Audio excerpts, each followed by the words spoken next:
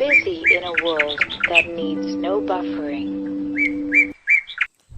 Hello friends, now I am sharing one of my travel journey to Tamil Nadu. ನಾನು ಈ ದಿನ ತಮಿಳ್ನಾಡಿಗೆ ಒಂದು ಹೆಣ್ಣೋಡ ಶಾಸ್ತ್ರಕ್ಕೆ ಹೋಗ್ತಾ ಇದ್ದೀನಿ. ಆದರೆ ಆ ಹೆಣ್ಣೋಡ ಶಾಸ್ತ್ರ ನನಗಲ್ಲ, ನಮ್ಮ ಬ್ರದರ್ಗೆ.